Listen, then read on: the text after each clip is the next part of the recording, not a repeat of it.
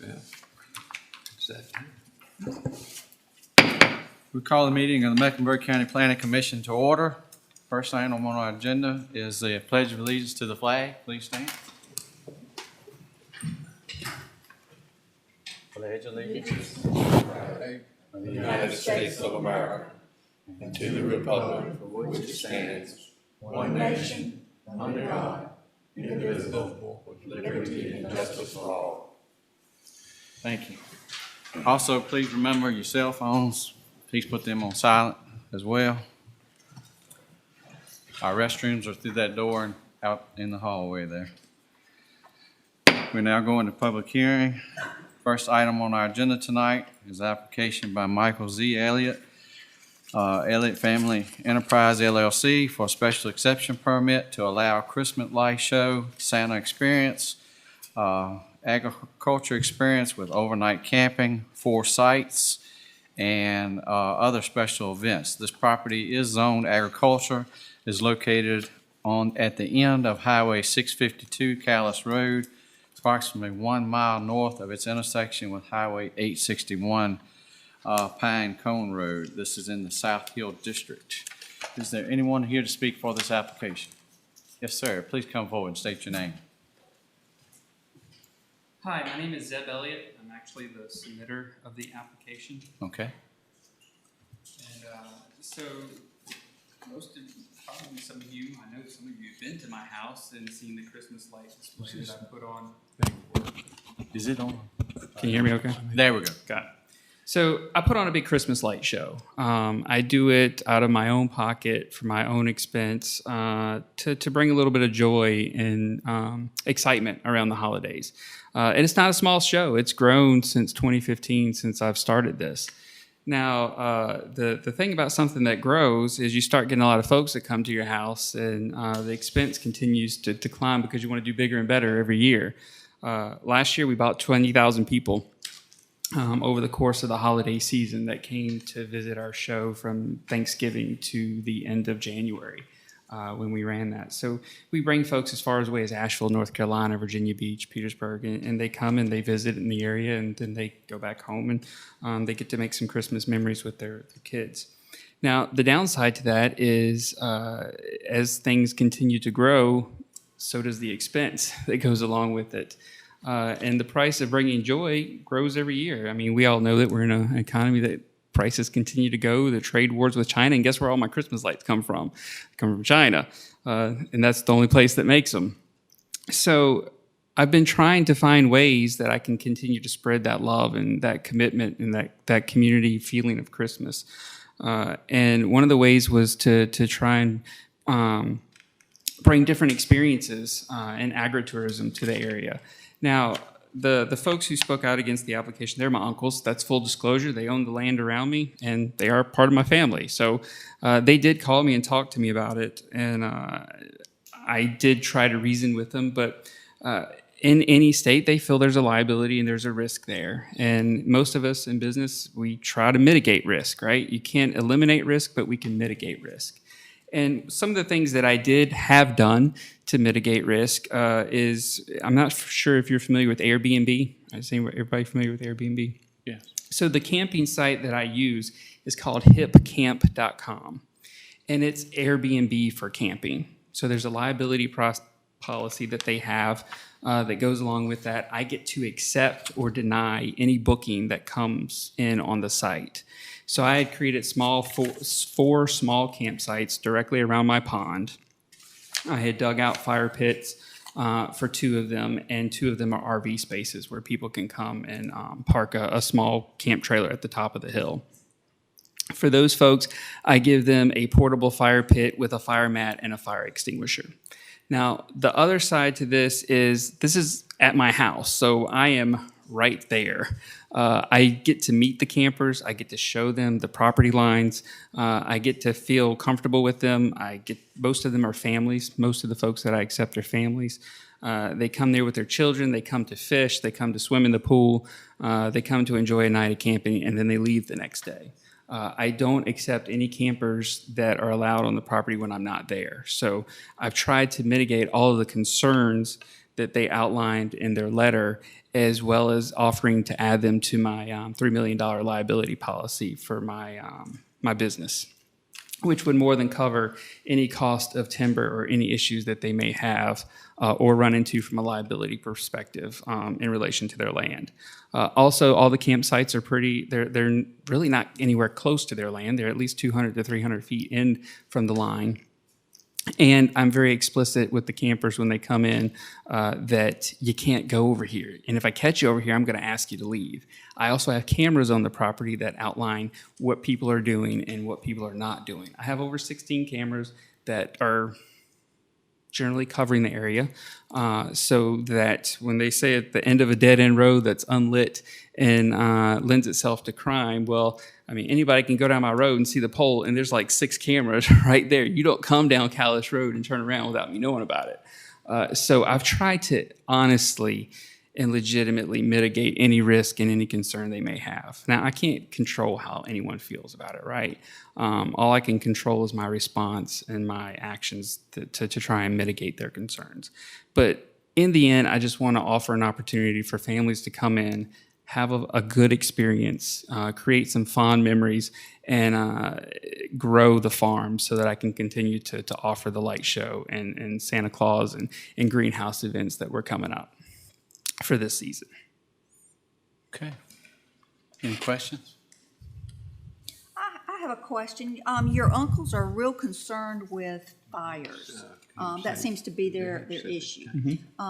Is there any thought, has there been any thought given to some fire lines between your property and theirs to mitigate that problem, or? So as a part of the digging out the fire pits, right, you try and give a 5 to 10 foot fire pit around so that if there are any embers that fly out, that it's not going to burn away.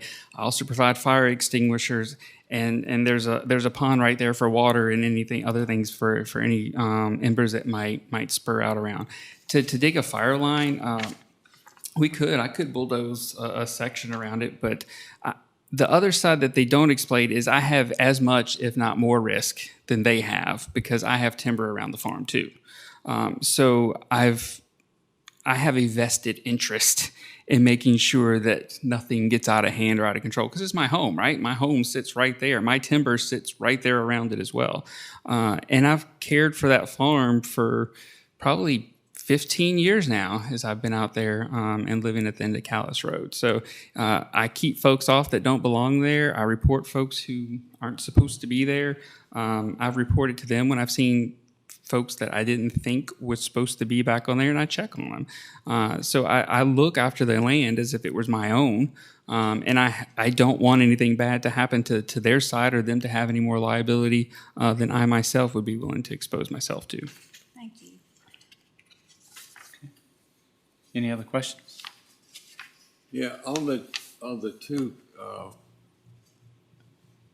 two against the application, and the main thing that they're worried about is fire. And you've already told us what you've done to keep that from happening.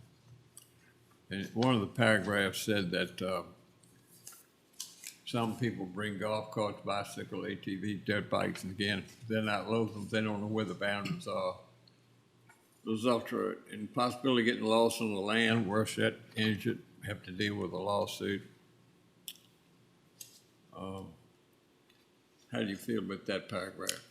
So no one's allowed to bring golf carts, ATVs, or bikes as a part of my camping experience because there's nowhere for them to go.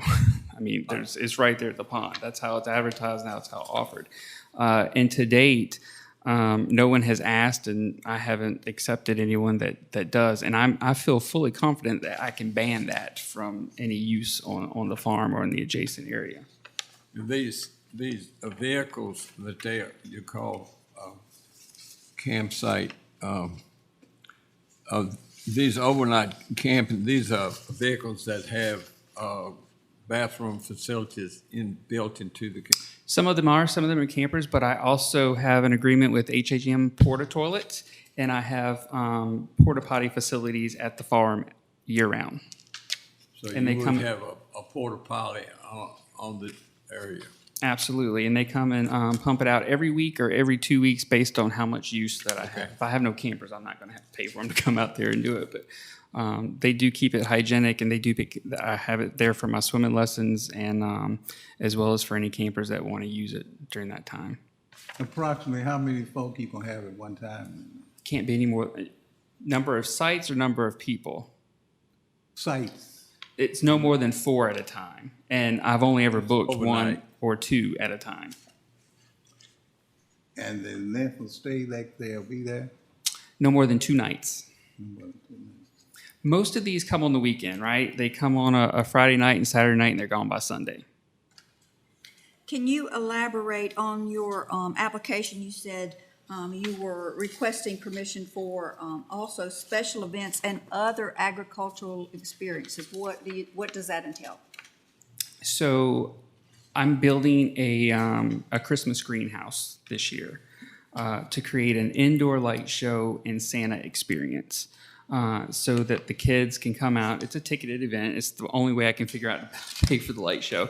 But they come in and they get to experience indoor light show. They get to make reindeer food with Mrs. Claus. They get to have photography done for pictures with Santa. And Santa is going to come in and tell them stories of his Christmas Eve adventures, of Christmas Eve past. But I'm also going to have Christmas trees for sale. And I've thought about so many ideas and activities that I could do with that type of attraction, that type of event.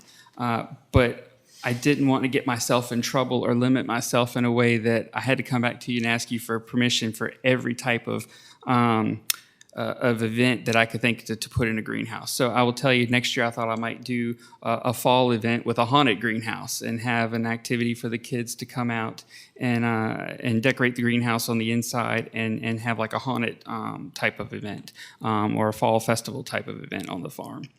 Thank you. Do you say your farm, how big is your farm? 34 acres, or no, excuse me, 32 acres. Could I ask your profession? What do you do for a living? I do a couple different things, but my primary job is I'm a IT director for VCU Health. For who? For VCU Health, The hospital. the hospital, and I teach for VCU University. Okay, thank you. You do a wonderful job with the light show. Thank you. I appreciate that. You really do. It's a labor of love. Any other questions? Okay, thank you. Thank you. Is there anyone else here to speak for this application? We did have the letters and things. Is there anyone here to speak against this application? No. We did have the letters. Was it any call? No, sir, just the 2 emails. Okay. Any other discussion? Okay, do I hear a motion? This is in the South Hill District. Do I hear a motion on this application? So moved. Move to pass? But, You move to pass this? yeah, right. Move to approve. Make it positive, Make a right. motion to Right. approve. Right, Okay. positive motion. Is there a second? I'll second. All those in favor, say aye. Aye. All those opposed? Motion carries.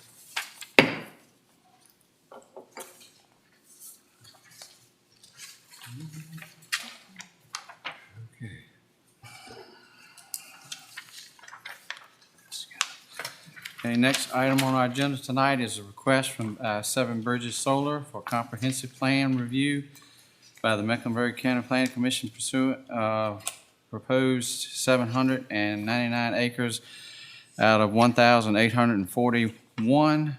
This is a 105 megawatt solar energy facility to be located in Mecklenburg County. These properties are located on the west side of Scotts Crossroads, Route 633, approximately 0.2 of a mile north of its intersection with Highway 47 east, and west side of Highway 49, approximately 0.1 of a mile north of its intersection with Highway 682, Fort Mitchell Road. And on the east side of Highway 682, Fort Mitchell Road, approximately 1/10 mile north of its intersection with Highway 683, Linhart Drive. This is in the Chase City District. Is there anyone here to speak for this application? Yes, sir. Please come forward and state your name. Is it all right if I provide copies of the presentation to members of the planning commission? We also have 16 letters of support that we've collected over the last couple of days that were not submitted prior to that September 23rd deadline. So providing those in the packet as well.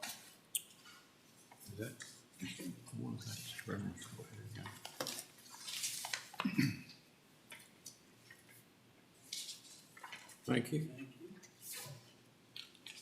Thank you.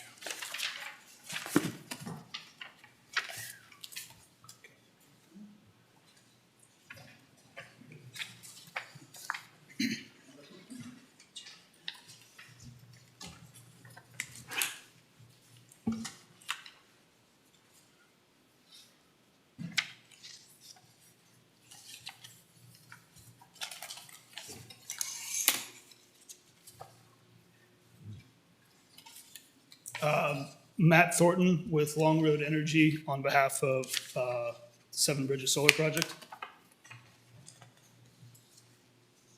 Chairman Crump and fellow commissioners, I'm Darren Lawrence, and I'm the Senior Director at Long Road Energy, Natural Resources and Permitting Director.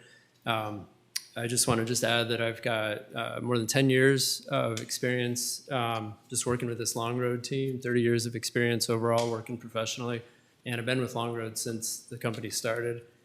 Just by way of introduction and maybe on a more personal note, I just want to say I grew up on a ranch, grew up, raising cattle, cutting hay, and baling, and maybe spending more time fixing the baler than actually baling. I had an old case baler that it was old. I'm an ecologist by professional training, and I just want to say, when I work as the permitting and natural resources person for Long Road Energy, and I'm in charge of every project that we have in the company in terms of permitting, I come and I see your rural, beautiful county, and I think of it, in my own roots, kind of grew up in a small community and ranching, and it speaks to me, and I can see why you love this place so much. So with that, I'll just stop with that for the introduction and let Jim go as well. Good evening. I'm Jim Orrell. I'm actually with Stantec Consulting. I'm working with these guys on this project. I'm a environmental planner. So we're looking at all the environmental and cultural resource aspects of the project, as well as helping them with permitting, environmental permits if they need it, and then obviously a 2232 application. So more from me later. We're going to all take turns on this presentation, so we'll be moving around to different sections here. So slide 2, please. As I mentioned, Long Road Energy, our team's been together for a while. The leadership team's been in 14 years working together to develop wind and solar projects. We built over 65 projects around the country in our history. That's 6,500 megawatts. It's 1,600 megawatts that we own, and it's another 3,500 megawatts that we have under operating agreement. And I mention that just because when we're coming to you to talk about a solar project, we know these projects from development and siting through construction, through operation. And our motto at Long Road is to make an honor. That comes from our CEO on down. And it's my job personally to make sure that we make and honor the commitments that we make in every one of our permits to these projects. Next slide, please. Here's a map that shows a number of the states that we work in. You can see we were all over the country in select states from Maine to Hawaii, West Coast, East Coast. I want to call out one of the projects, that Sun that's in Alabama. That's in Muscle Shoals, Alabama. That's a 300 megawatt solar project. It's on 2,300 acres of land. We are just finishing construction on that, and it's very similar to Virginia. It's very similar to Mecklenburg County and rolling hills, forested farmlands. We built this project over the last 2 years through tropical storms. At one point, we had 10 inches of rain over 24 hours, and I say this because we were able to follow and implement our stormwater and our protection plans without a single notice of violation. And I met with the team before we started, and I made it crystal clear we're not going to have a violation because we're going to go above and beyond what even the state of Alabama is requiring to put in all the different revegetation and berms and silt fences and everything else that's needed. So I'll just say I'm really proud of the way that project carried through. Next slide, please. I've been coming out and meeting with people and looking at the site since 2017. So Mr. Hendrick here, I think I first met with you back in 2017, got to know you. Mr. Brankley, we had you out at the site in 2017 and met with the landowners and had a chance to just look around and see where the site was and how well out of sight and out of mind we found a site. And that's maybe the theme for this project. We have worked really hard, and we do this in all of our projects, to be consistent with your values, and for this project to be out of sight, out of mind. We have studied this thing to death. We, with Stantec here, have done wetland studies, cultural studies, geotechnical, over $500,000 spent to make sure that this really is a good site for solar. We have invited the public on numerous occasions to comment. Open house in 2018, in 2020, another one in 2020, January 21, we had another open house. We have a website where people can comment. And at this point, just more recently, we met with Mr. Paul Nichols at the school department. We had a partial day tour with the Mecklenburg Electrical Co-op and Mr. Nichols to see the tour. And he's invited us to propose on putting in, as part of their work jobs program for high school students, a solar facility, a small facility with the real panels, but kids can get out there and actually wrench on them and look at the panels and work on how to do it. And as we talked about, and with his vision, which is just extraordinary, to give high schoolers who graduate a skill that'll give them a well-paying job when they get out of high school, something they can be proud of. So again, I don't want to oversell it. We are just proposing on that, and we hope it works out. But in many of our projects, we'll partner with a school. It's education, something we take on really seriously a long road. It's something we really value.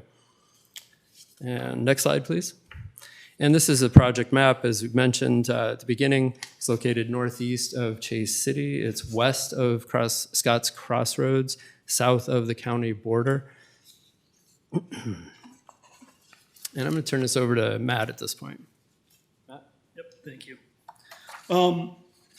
So there's four major themes that we want to impose on the Planning Commission here tonight in what we believe in what this project is and what this project can be. We believe this is a well-sited project. As Darren mentioned, we've done numerous studies in the area of where we have Seven Bridges located and feel it's an ideal site for a solar facility. Due to the existence of the evergreen trees that exist on the site right now, we don't feel this will ever be visible to anybody within the community. Even from Scotts Crossroads, there's enough of a buffer due to existing timber that will remain during the project that this will not be visible really at any point. We've incorporated setbacks from the South Meharon River as well as the road to ensure that the integrity of the rural character of that area is maintained. Two, as Darren mentioned, we've incorporated community feedback into the design that you see here today. So we spent the last 3 years talking with folks in Chase City, South Hill, talking to businesses in the area and their experiences with previous solar projects and understand, what's important to them, and have incorporated that into our design for the project. As part of the interviews or part of the discussions that we've had with folks in the community, we know that this project will be great for the local community. There are going to be numerous businesses that are positively impacted, as have been on previous projects, and will continue to be due to the Seven Bridges project. And then finally, the project construction commitments that the Seven Bridges project will undertake to ensure that this is a great project and doesn't have missteps that other projects in the area may have had. Go ahead, next slide. So some of the key benefits of the project to Mecklenburg County. So as discussed, an ideal site that is out of view of any scenic, cultural, or recreational resources.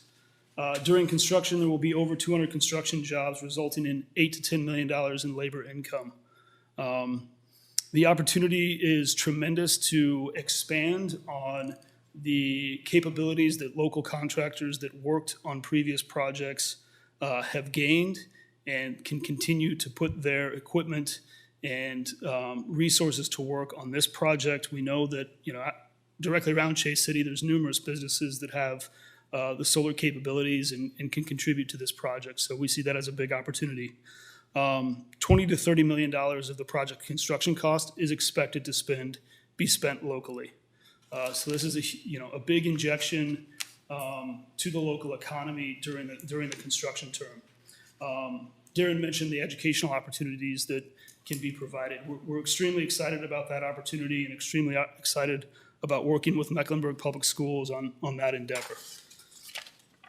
We have proposed to negotiate a siting agreement with the county and look forward to continuing with that. We will also provide a $250,000 community benefit package that will support local towns and the schools. And finally, we have plans for native pollinator-friendly species to be planted as well as native grasses throughout the site to ensure the agricultural integrity of the county maintains.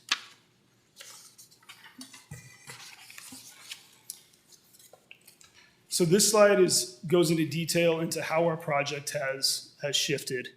Due to the feedback that we received from the community and discussions with the county, the panels that you see in black are actually ones that were removed from our initial design.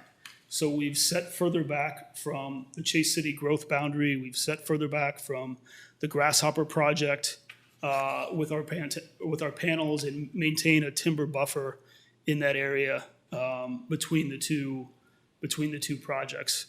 We've created a 400-foot buffer from the South Meharon River to ensure that the water quality of that specific piece of the South Meharon River is maintained throughout construction. And then we've also removed panels that were in close proximity to Scott's Crossroads. All of this has kind of been the development of our site plan over the course of those 4 open house meetings and information sessions that we hosted.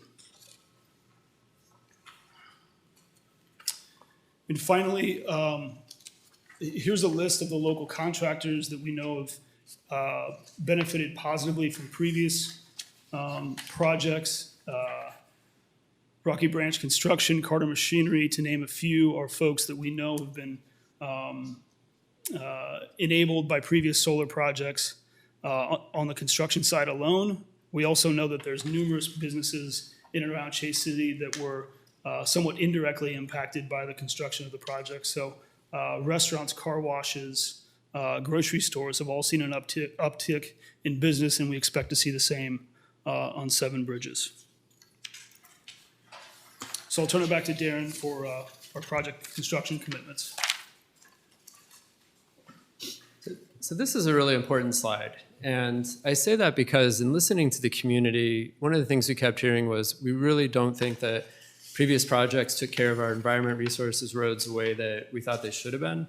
And it's one place where, as Longwood, I'm proud to say, we really differentiate in the industry. And it's why we have such a great reputation wherever we go. So I have five points here I just want to offer and go over. 1, we will dedicate a liaison, public liaison, who will sit at the Estes Center, at our project center, be available to meet with people, email, phone calls, and hear concerns and complaints that are going on throughout the period of construction, throughout the entire construction period. So anything's going wrong, we want to hear about it, and we will be able to address it right away. Second one, we will reduce construction traffic, especially on Scott's Crossroads. I've driven that a number of times. I know it's a narrow road, and we want to reduce it at least 20%. We'll try to find ways to do even better, but we're committed to at least 20% reduction. Number 3, we've already talked about this 400-foot timbered buffer that will remain. Number 4, tire cleaning. This is an important one to me because we know the difference it makes when you have a good tire cleaning station and when you don't, and the mud that gets tracked out on a rainy day that goes onto your public roads. And just as an anecdote, about 6 months ago, we were building a project out in California, and I got a call. There's a lot of mud on the roads, and I called our construction manager, said, look, don't we have track outs? What's going on? And he said, well, let me check. He went out, checked, came back, and he said, look, apparently there wasn't a fence on either side of the track out. And so some of the construction vehicles were going around the track out and then getting onto the road. So fix that right away, put in a fence, sealed it off, make sure every vehicle went through the track out pit right there. So additionally, we have road cleaning equipment that will commit to the site. So again, we don't want excess mud on your roads. We know nobody wants that. And the last one, this is one that I've used in a couple sites. I don't generally bring it up, but it's one I will say it's important in a site like this. It has a lot of terrain. You get a lot of rain. It's a third-party construction compliance monitor. And what we will do is we will fund a monitor to work at the project to look at all of the commitments. We will pay for it. They will report to your zoning administrator. That report will come in every couple weeks or month, whatever periodicity you'd like. And if there's something that isn't being followed, then because of reporting to the county can make sure that that gets pulled back into compliance right away. And again, I've done this in other sites where it works really effectively because we don't want bad press. We don't want you to have a county where something isn't going right. And by taking the supervision away from Long Road and giving it to the county is able to direct the actions to look at stormwater compliance, or silt fences being put in, is revegetation working, are the track outs working, and a number of other things here. So this is a short list. There's a lot of other things, but I just wanted to give some of the key ones, and again, things we've heard in response from the community. So we're going to shift gears now over to talk about the comprehensive plan, and I'm going to turn it over to Jim.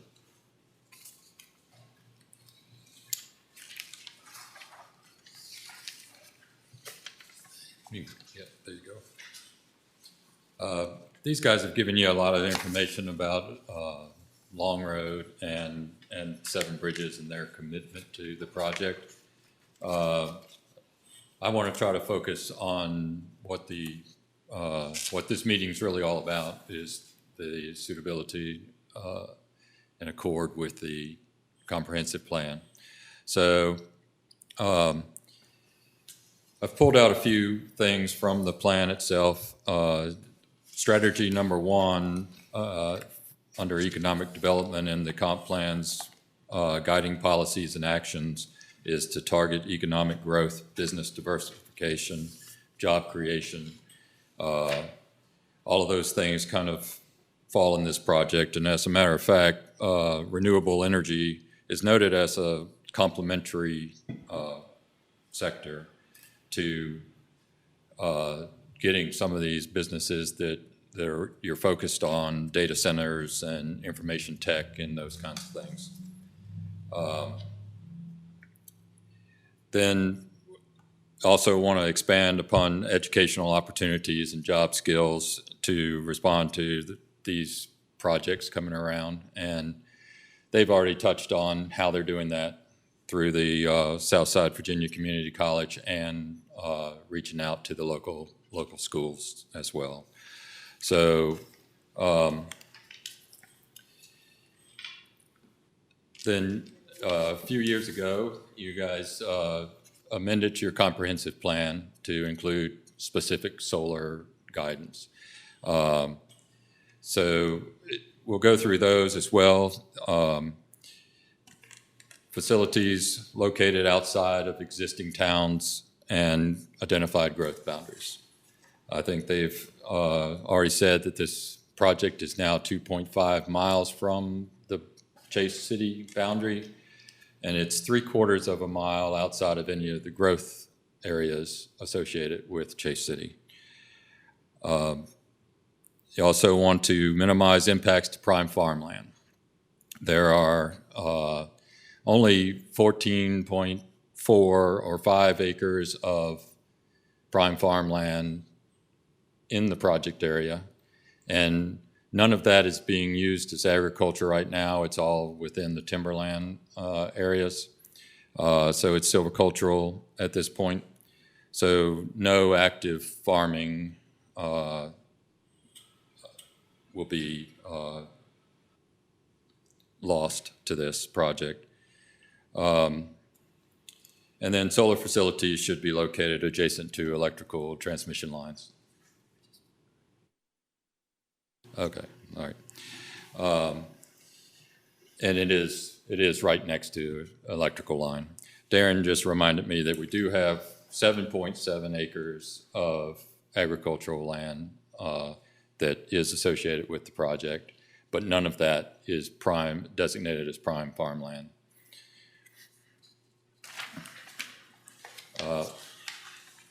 So this slide is just to give you an idea. This is Chase City. The inside boundary there is Chase City's boundaries, and then the sections around it are identified growth areas.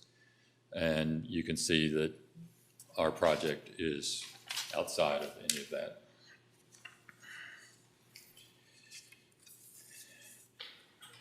Then for these last 2 points, I wanted to bring to your attention some of the additional language that's in the comp plan, specifically about the size and scale of utility scale solar projects. It reads, if a proposed location is not near a town or visible from a major road, or if the facility will occupy only a small portion of a large site, then a larger site and scale of the proposed facility may be appropriate. So the numbers that are associated with these next two pieces of guidance are just that. They're guidelines and not necessarily rules. So it's up to you guys to decide whether you agree with what's being proposed or not. The first of these is that a utility scale solar facility should not be located within 2 miles of each other. And we are only 1.2 miles from the Grasshopper property. Although, as they've covered, the project is sited in such a way that no views of the project are from any public right-of-ways or really from anywhere. And there is 749 acres of existing timberland between this project and Grasshopper. So there is not the opportunity for that look of continuity between the projects that I think is what you're trying to avoid. And then the other one should be less than 500 acres. As they've stated is in the application, our development footprint, for lack of a better word, will be 799, but we want to point out that only 209 acres of that is really below solar panels. The other 590 is open area between panels, around them, roadways coming in, wetlands and streams that are within the project, buffers on those, the setbacks off of any of the boundaries. All of those things kind of come into play. Stormwater facilities that will have to be figured into it, all of that goes into that's what's taking up the other 590 acres.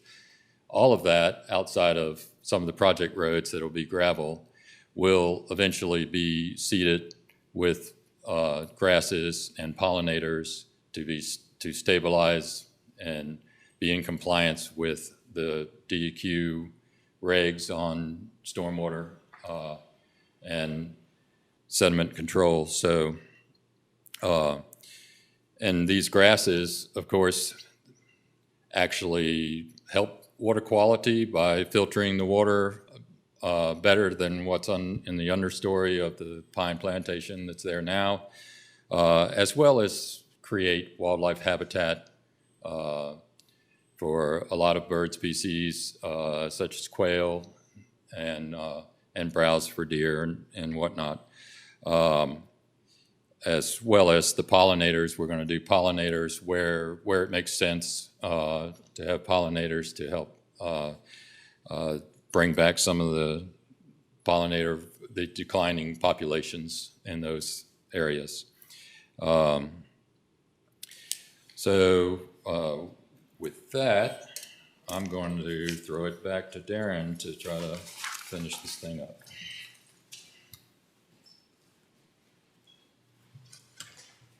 Well, if a picture's worth 1,000 words or maybe a little more, here's a graphic just to try to illustrate a little what Jim was just talking through. The purple is where we propose to put the panels, and I think this is where he made the point that they're in different blocks, and especially look towards the northern part of the project, there's a pretty wide break between the panels.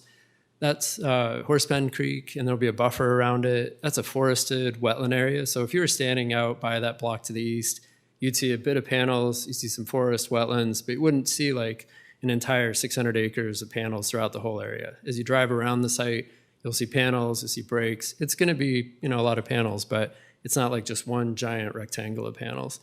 I want to point out too that the green part to the south, that's the part you saw before we had panels, we took them out.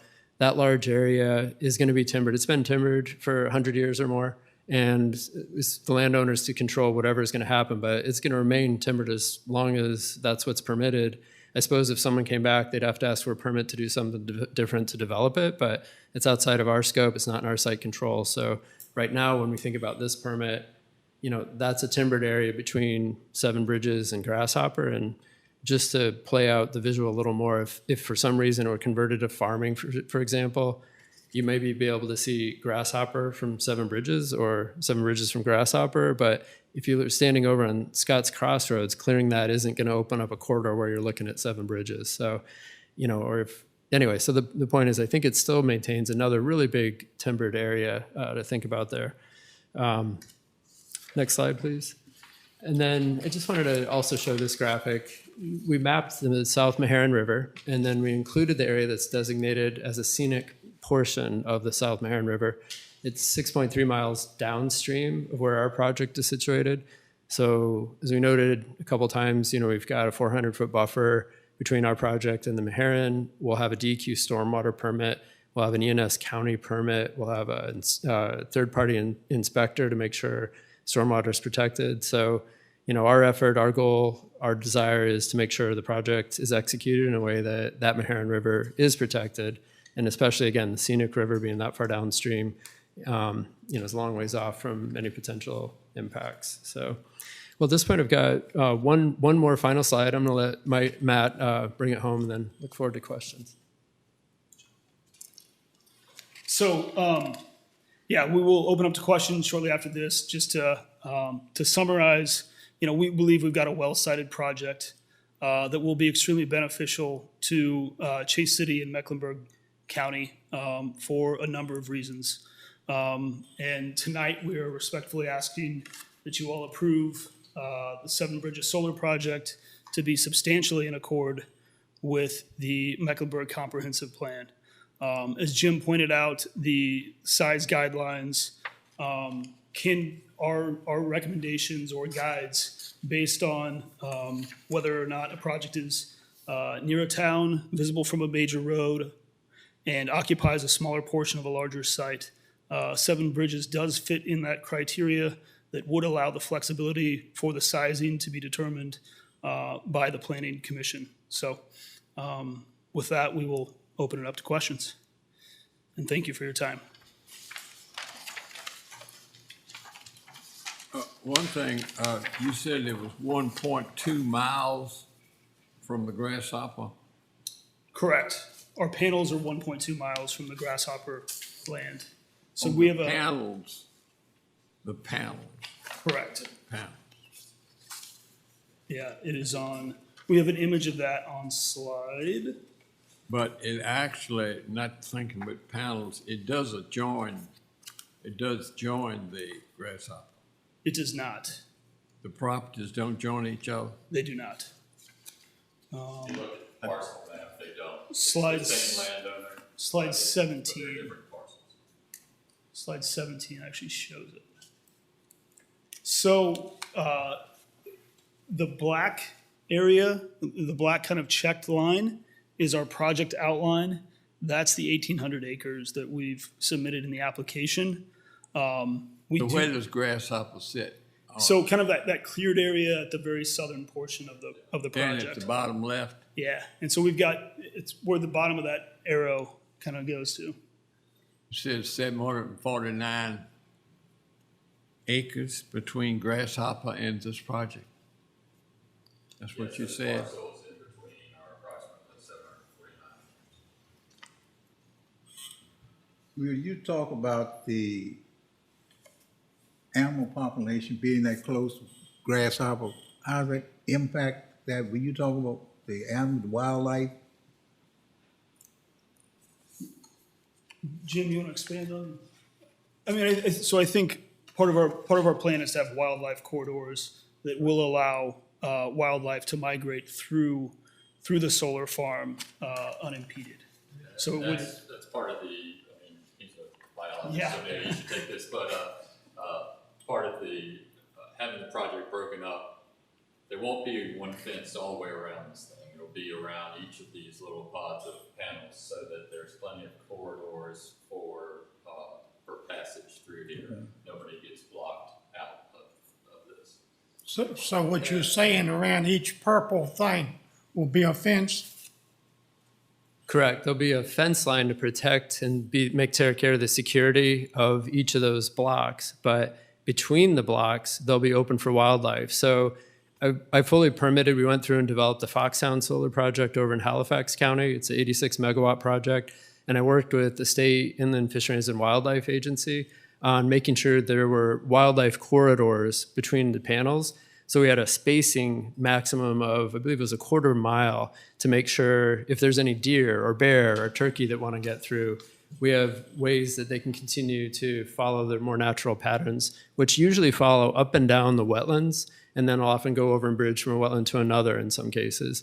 The other thing I want to point out is the grasses that we often plant in here are going to be ones that are really good for grouse and other songbird populations. So what we're finding is inside the fenced area, you're going to have small mammals, you're going to have the hertiles, and then you're going to have a lot of small birds that are able to take cover and live in the paneled area too. Does that answer your question? That's clear. Thank you. The only thing I'm on the board of supervisors too, and I remember when we did this comprehensive plan, we got 3 solar farms already in my district. At least all of them that's in the county is in my district. And now we're coming with the 4th. But the reason we put the 2 miles in there, and we pushed, and I helped push that because we didn't want them all densed up in one area, and so now we're looking at our 4th one here, and I know of another one in the making in my same district. So that's 5 in my district, but we pushed to do that. But, I think on my end, being on the board, I get the phone calls when something goes wrong. So the 2 that's been built hadn't been good for nobody. No. And I would think Robert's probably gotten a few phone calls too. And I think he had to shut down Bluestone several times. I got phone calls about the mud coming into the road that y'all elaborated on. And, I just got a call the other day and asked me would I come out and look. Everybody talked about putting the buffers, and both the 3 that we had, they've made the promises too, that they would do everything that was supposed to, and wanted me to come out and look at the buffer out on 49 going to the town for a grasshopper. And I probably got more trees in my yard than they got around that whole side over there, and it'll be before those 2 or 3 little trees get any bigger. It won't be in my lifetime. I won't never ride by there and see that. And I was going to ask you, Rob, who enforces that? I mean, they said they would buffer it. I'm still working with them. Oh, you're still working with I'm them? not finished. I mean, they already operated, for a while and all. So, they hadn't made it really good for anybody right now. And me being on the board, that's the calls I get constantly about, we got this problem, and stuff like that. And, I noticed y'all's list of the thing, that's businesses in town that approved that.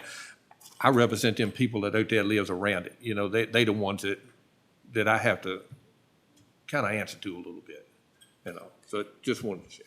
Mr. Brinkler, Commissioner Blanke, I appreciate those comments. And I just want to say again, I personally and professionally take these projects, above and beyond just, I get paid to do this job. I mean, this means a lot to me to do projects right and to have a community that says, maybe it wasn't perfect. I mean, there's going to be mud on the roads, there's going to be some runoff, but we won't be in violation and we'll do the best we can. And we're going to give you the tools to take care of those people outside of the city to be able to come back and make sure things are fixed. And I guess what I'd suggest or offer up is that, and I've done this with other counties, and I don't think you'll hear this from other developers, quite honestly, because I know people in my industry and we're just not all the same, but I work with people like Robert or boards or planning commissions to craft conditions to address your concerns. So if you tell me, Robert's still trying to get that mud problem fixed and it's been 3 weeks, well, I would offer a condition that we craft to say that all mud after a complaint is filed will be removed and taken care of within 24 hours. So when you make it that clear, then it becomes something that you go back to our construction manager, whoever that is, to say, you have 24 hours to get that fixed. If you have a problem with trees that are too short because someone said, well, I'm just going to plant, a couple 3-foot trees and hope they grow someday, you can enforce that any trees that are planted need to be at least 12 feet tall. And then they have to get a landscaper to put in 12-foot trees. And if you say they have to be offset spacing, 3 deep, so that you actually do screen 12 feet tall and can't see when they get put in, then you make that a condition. And again, this is what I think about when I think about permits is not only do I want it in the permit condition that you might write, but again, I promise you, I work with my construction team, and those conditions get converted into contractual documents with our EPC, our engineer, and our design and our construction people. So I want to make it clear that I hear what you're saying, that there are developers who have not done what they have said they would do. And at Long Road, we make it on our commitments, and the way we do that is to give you the tools to point to a document to say this needs to be enforced, and it's a letter of contract.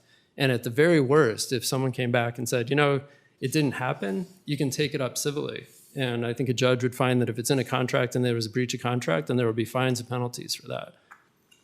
I have another Yes, sir. question. Chairman? I know on both of the other projects we've had, when they went in and did the projects, they cleared basically the whole project.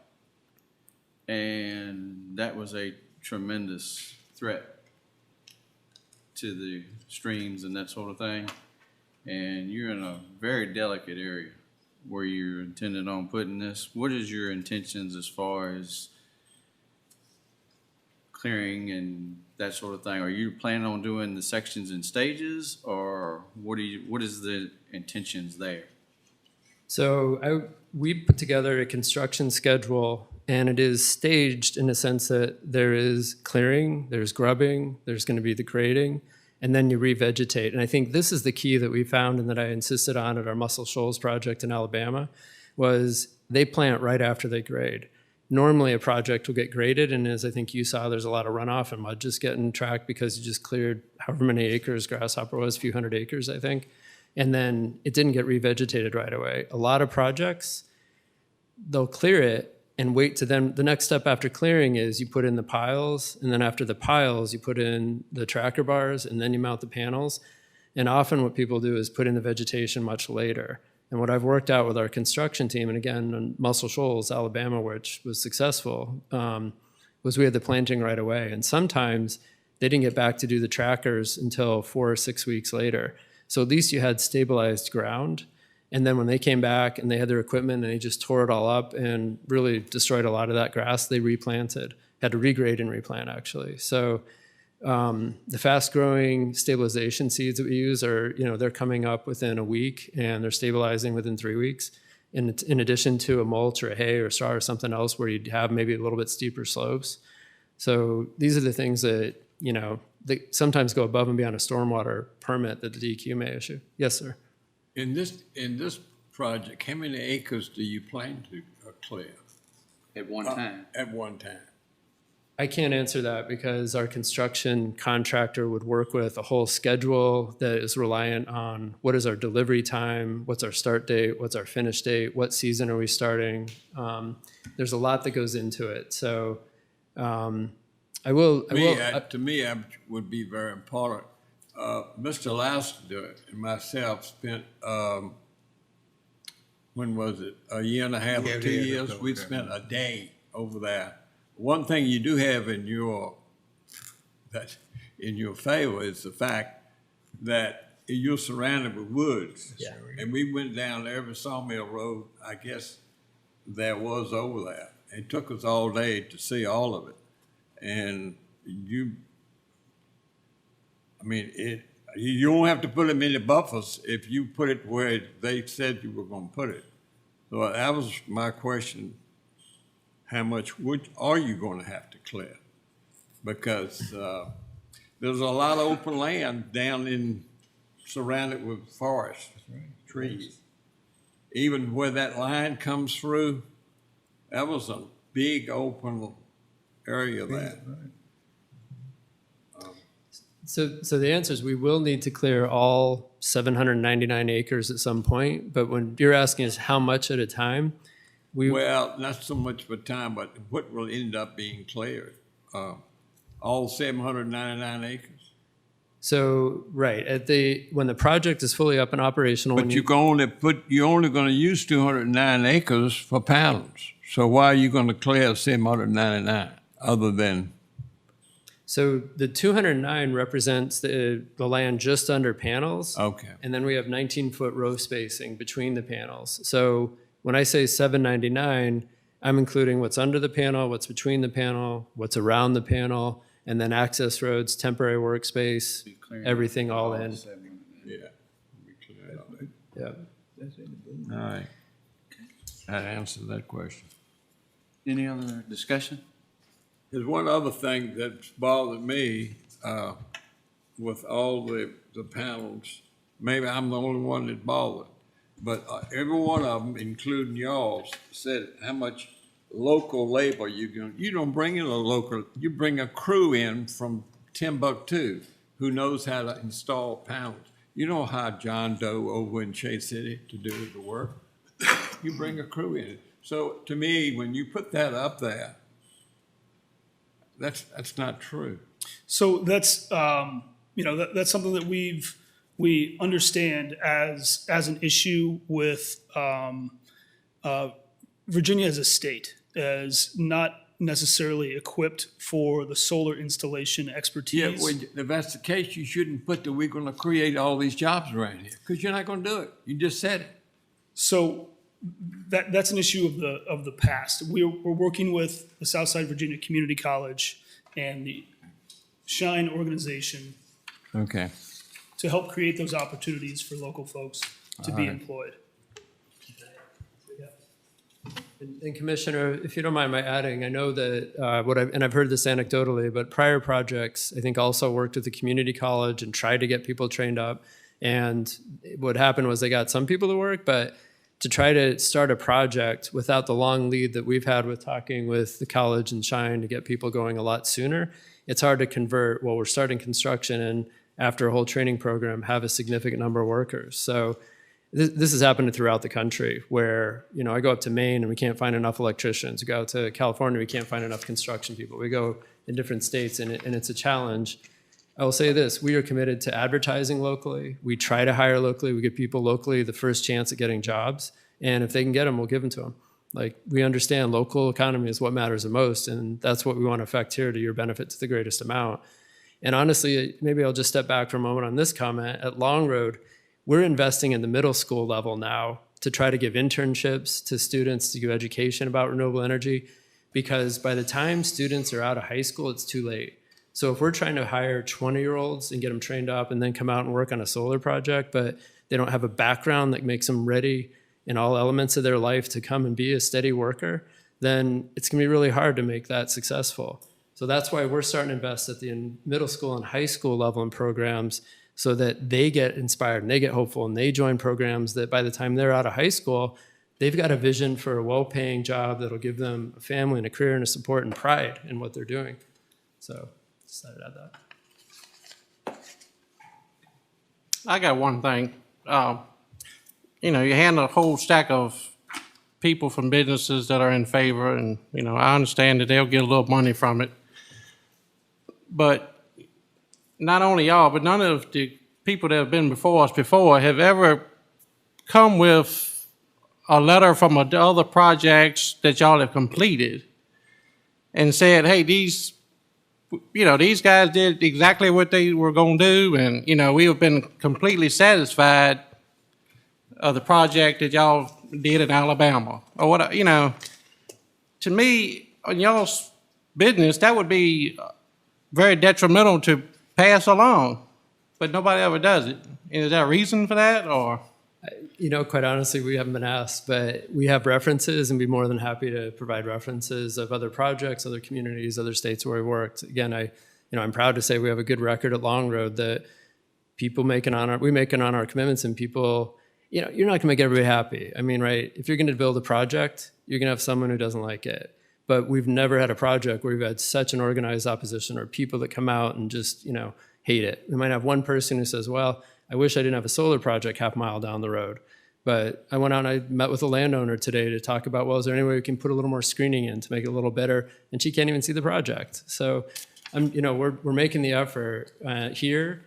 But if it would help, I can, I'll go back and I can get some reference letters from other projects from people.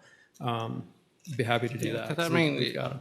it's not only y'all, but everybody that shows up and wants to put a project in Mecklenburg County, they haven't done one in North Carolina. They haven't, it's always, we've been in Alabama, or we've been in Colorado, or we've been somewhere else, but how did you end up here? So that's a much more complicated question, but it goes back to the whole PJM utility system, which is West Virginia, Pennsylvania, Virginia, a little bit of North Carolina into Ohio. And it turns out this is the sweet spot. It's a sweet spot in the sense that you've got transmission, you've got good solar resource. The farther south you go, the more the sun shines, the more north you go, the more panels you have to put down to get the same amount of energy. And you've got a place where you've got a lot of rural lands. You know, if you go into a lot of these more northern areas, you might find there's smaller parcels. If you go west in Virginia, you got too much terrain. You can't build a big solar plant. If you go east, you got too much wetlands. You're into the floodplains, and it's much harder to do a project of this size. But Southside Virginia, where we have transmission lines going right through our project, and where there's capacity on the transmission line, that's the other thing. And that's why, Mr. Brankley, you mentioned, well, why is everyone going to your district? If you look around the whole county, there's nowhere else to interconnect, you know, not for a big project like this. And that's why you're getting all the attention. These transmission lines have capacity. They have affordable upgrades you can do. And I'll add, once Seven Bridges is built, there won't be any more room for another really big project unless the utility builds upgrades. So I'm not saying nothing will come. All I'm saying is they would need to upgrade further in order to be able to do more. Yeah, that was one of Everyone's the things. Is everyone saying they that? were in, Okay. You know, Yeah.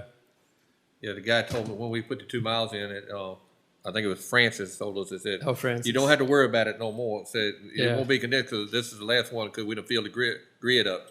And, like I say, y'all come, and like I say, I know we got another one in the making. Yeah, well, I'm not going to say there's not another one to make in. I just Yeah. want to speak to there'd have to be more upgrades in order to do a big project. So, Right. yeah. Are there any other discussion? I'd like to address a couple things that y'all addressed already, and those are a couple things that comprehensive plan call for. They are not law, but we do have to look at those. And y'all missed them by a lot. 500 acres, and you're at 800, 799. And the other one was that the solar facility should not be within 2 miles of another one, and y'all are about half that. A little over 1 mile. So those two issues right there caused me a great deal of concern. When you had the chance to go back and revisit some of this stuff, and you did tuck in a little bit to meet some of the other criteria, as in keeping it from Chase City, but these two were out of proportion, so to speak. I mean, if you'd come to us and we'd have said 500 and we had to consider 550 or something, a little bit more reasonable. So those are my two concerns. Just as a statement, I really don't have a question. Any other discussion? Okay, thank you, John. Yep. Thank you for your time. Thank you. Is there anyone here to speak against this application? Well, we've got plenty of them. Okay. We had lots of letters and emails, for and against. They also supplied us with, a lot of letters of just local businessmen, not so much, They were mostly business here. but, Got 9 applications. That's length.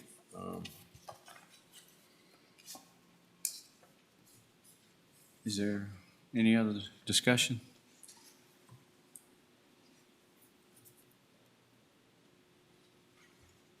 Do I hear a motion on this application? I'd like to make a motion to deny this application. The solar facility location within the proximity of South Mahern River, Finneywood Creek, and Horsepen Creek, which all flow into the Mahern River. The solar facility will be removing 799 acres of property from production.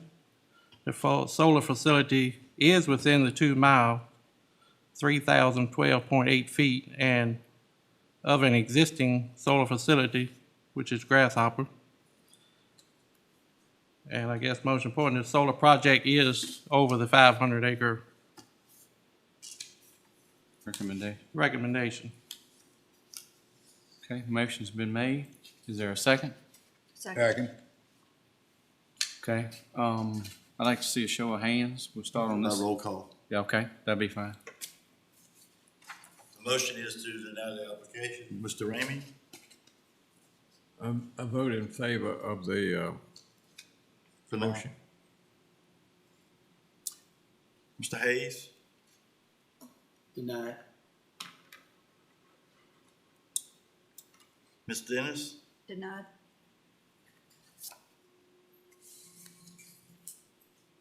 Mr. Brier? Vote in favor of the motion. Mr. Lassiter? In favor of the motion.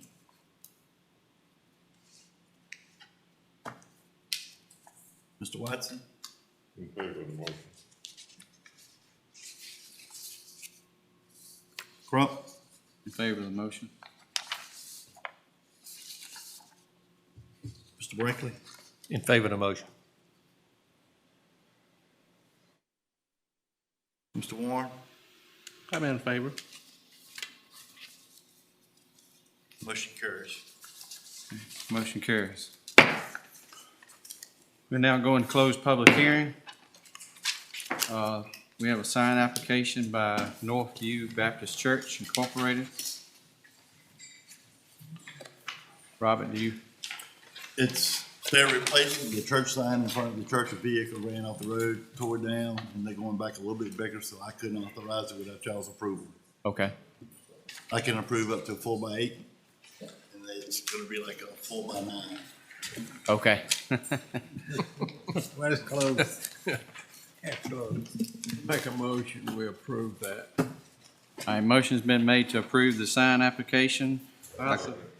All, second? Okay, all those in favor, say aye. Aye. All those opposed, motion carries. Approval of the minutes for the August 26, 2021 Planning Mr. Commission. Chairman, we have reviewed the minutes, and I move that we approve the minutes of August 26, 2021. Okay, motion's been made to approve the minutes. Is there a second? I second. All those in favor say aye. All those opposed, motion carries. Rescheduling the November 25th meeting, planning meeting to December the 2nd. Do I hear a motion? So moved. Motion. Did that. Mr. Raymond? Is there a second? Second. You good, Robert? Get to know. Okay. Sorry. All those in favor say aye. Aye. All those opposed, motion carries. Robert, whenever you're ready, you take your time. Get the minutes. Oh, I did the minutes. You did the minutes. Oh, no, mind. I'm asleep. I did those first. He did It's try to okay. catch- He said it. You just take your time. You good. Everybody should have copies of the building reports, zoning permits. Yeah. As you can see, my numbers went up a little bit compared to last year. This month, well, yeah, September, probably gonna be an increase too, Okay. big time.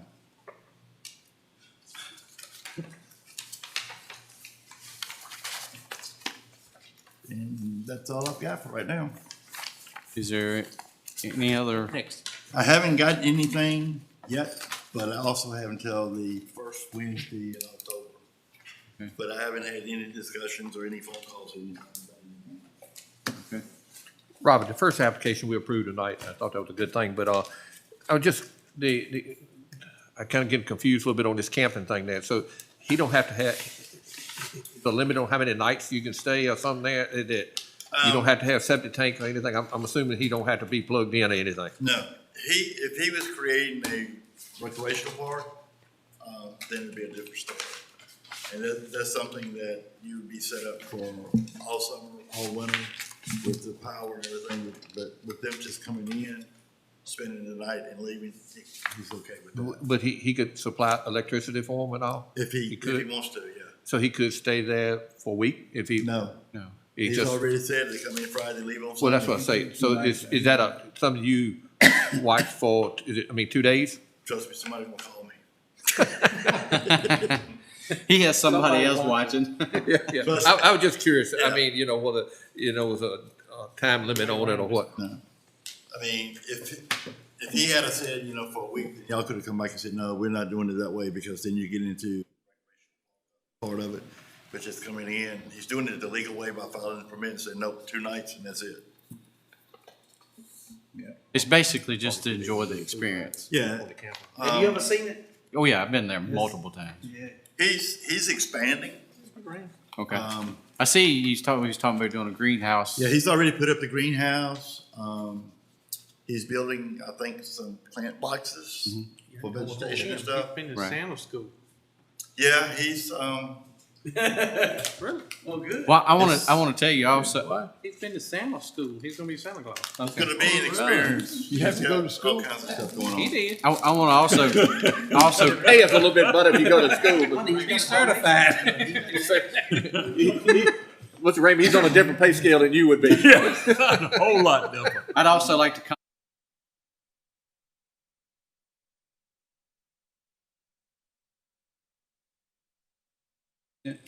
But that is the type of facilities, the one we passed tonight, and that's the type of facilities I think we need to really invest in, because That's really. it was very nice. It was very nice what they done over there. Twice. If you hadn't seen it, you need to go back and see Yeah. it.